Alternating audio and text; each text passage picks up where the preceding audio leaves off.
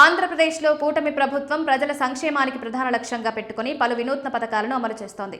రాష్ట్ర ప్రజలతో పాటు విదేశాల్లో ఉన్న ప్రవాసాంధ్రులకు కూడా భద్రత, భరోసా కల్పించాలనే ఉద్దేశంతో ముఖ్యమంత్రి నారా చంద్రబాబు నాయుడు ప్రవాసాంధ్ర భరోసా బీమా పథకాన్ని ప్రవేశపెట్టారు. విద్య, ఉపాధి, వ్యాపారం కోసం విదేశాలకు వెళ్లే ఆంధ్రప్రదేశ్ వాసులకు ఆర్థిక రక్షణ కల్పించడమే ఈ పథకం ప్రధాన లక్ష్యం. విదేశాల్లో చదువుతున్న విద్యార్థులు, ఉద్యోగాలు చేస్తున్న వారు, వ్యాపారంలో ఉన్నవారు అనుకోని ప్రమాదాలు, దుర్ఘటనలు ఎదుర్కొన్నప్పుడు వారి కుటుంబాలు ఆర్థిక ఇబ్బందులు పడకుండా కాపాడమే ఈ బీమా ఉద్దేశం. ఈ పథకంలో నమోదు చేసుకున్న వ్యక్తికి ప్రమాదవశాత్తు మరణం సంభవించినా లేదా శాశ్వత అంగవైకల్యం కలిగినా వారి కుటుంబానికి గరిష్టంగా 10 లక్షల వరకు ఆర్థిక సహాయం అందించబడుతుంది. ఇది రాష్ట్ర ప్రభుత్వం నేరుగా పర్యవేక్షించే బీమా పథకం కావడంతో అమలులో స్పష్టత, నమ్మకం ఉంటుందని అధికారులు చెబుతున్నారు.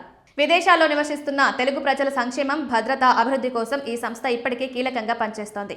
ఇప్పుడు ఈ బీమా పథకం ద్వారా ప్రవాసాంధ్రులకు మరింత బలం చేకూరనుంది. విదేశాల్లో ఉద్యోగం చదువుకుంటున్న విద్యార్థులు, కూలీలు, వరి వ్యాపారవేత్తలు ఈ పథకానికి అర్హులు. ఆసక్తి గలవారు వెబ్సైట్ ద్వారా ఆన్లైన్లో సులభంగా దరఖాస్తు చేసుకోవచ్చు.